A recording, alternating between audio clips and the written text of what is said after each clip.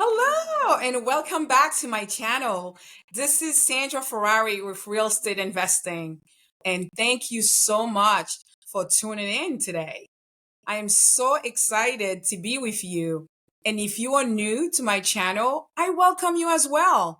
Grab a seat and let's sit down for a few minutes where we're going to talk about a lot of important things to do today, especially something as important as just starting, because you need to start. If you have made the decision to start investing in real estate, let's go. Let's do this and build wealth together. So let's go and do this. Are you ready? I am.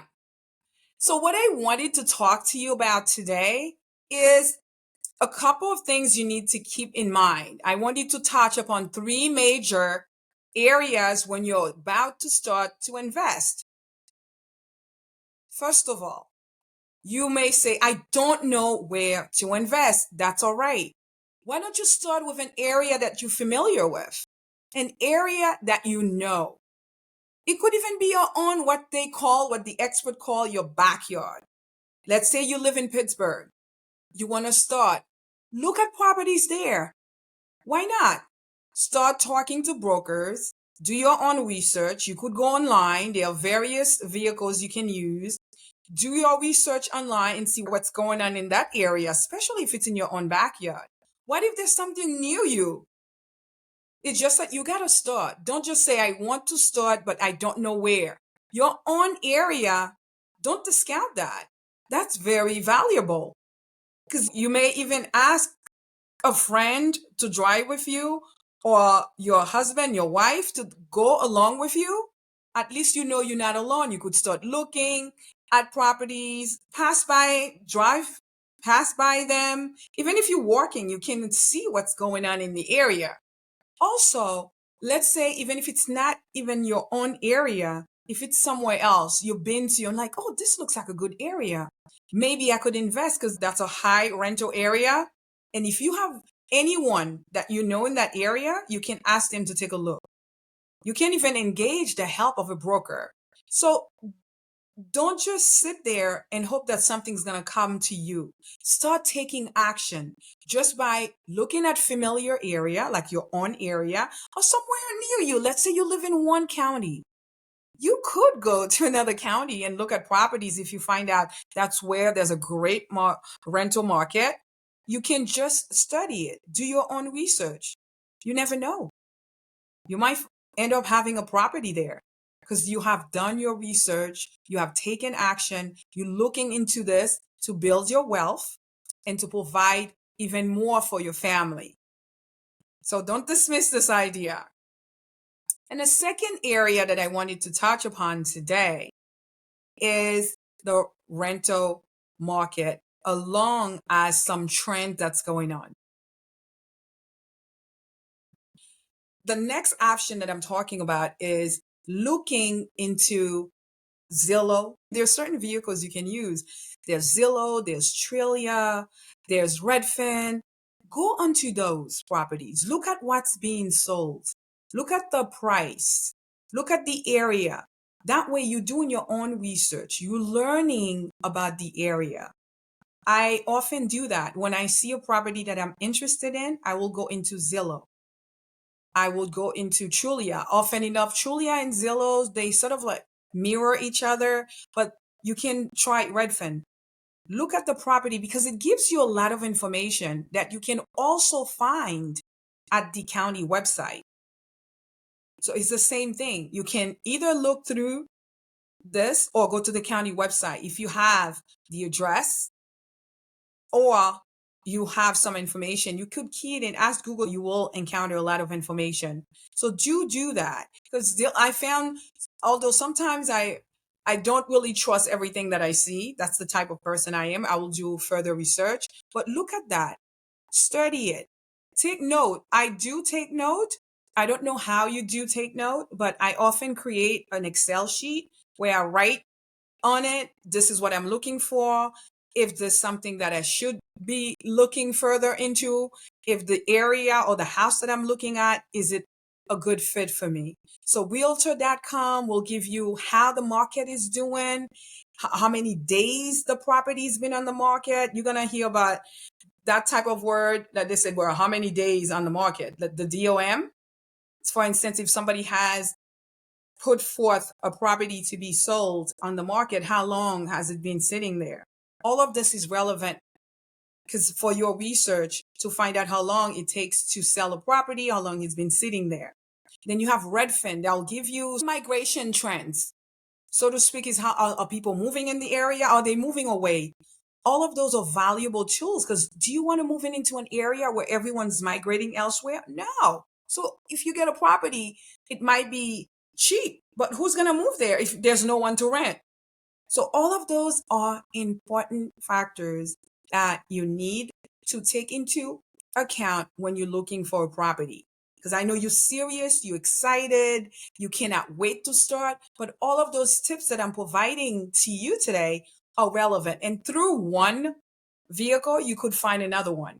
You're on Zillow, it throws you off to Trulia. While you're on Trulia, you could look at loopnet.com. There's a lot. Once you put yourself out there, you will find a lot of information. And also look for places that has low inventory, but there's a steady demand for rental. If there's a steady demand for rental, that means there's a lot of potential.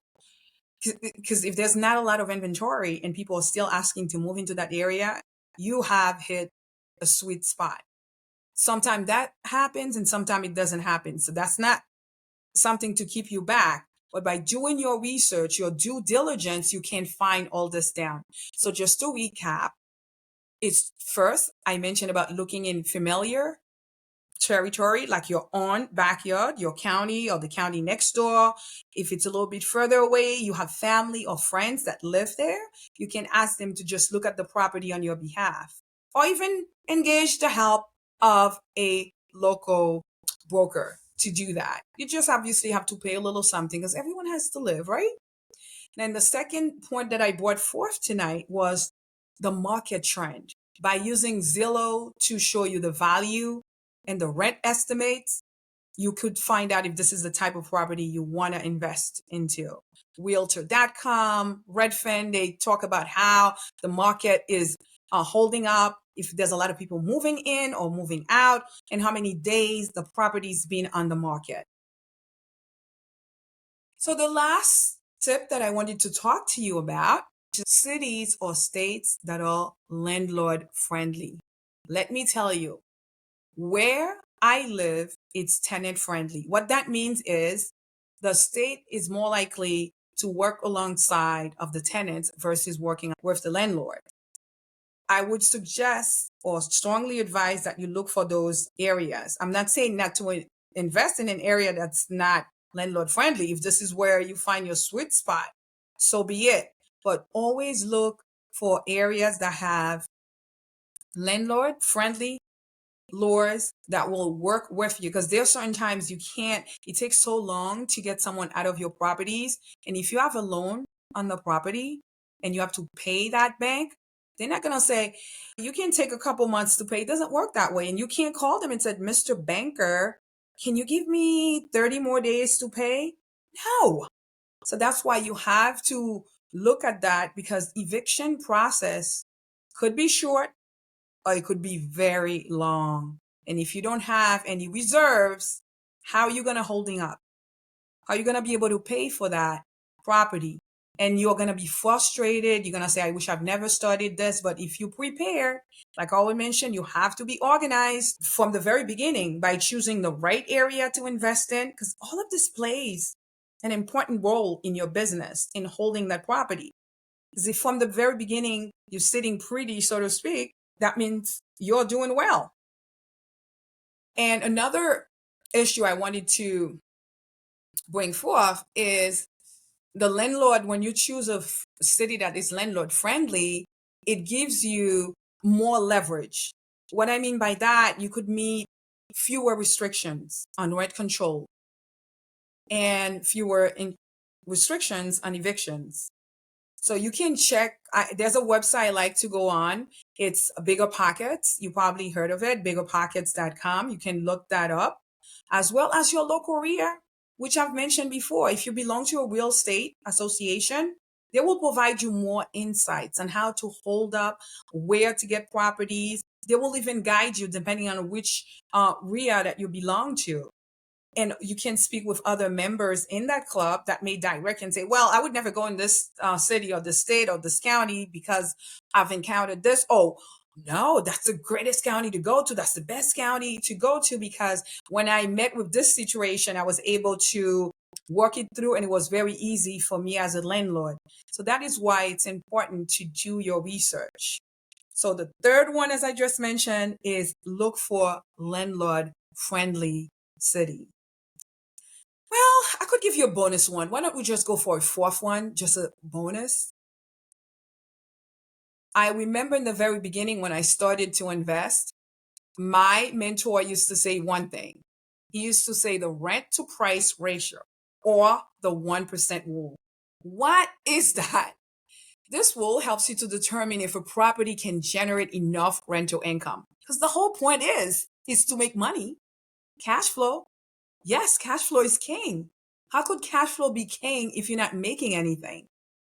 So if you follow this rule, you will make money. What that means is, for instance, if you get a property, you purchase this property for $300,000 or $200,000, let's say, and the rent is $2,000 per month, you do meet that 1% rule.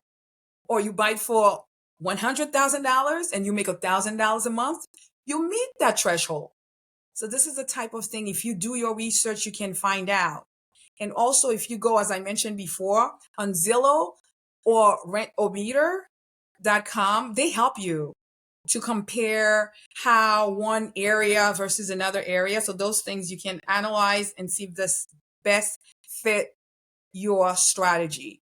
So I will leave you here, my friends, my future real estate investors. If you have found value with this information, please give it a thumbs up, like it, share it, and subscribe.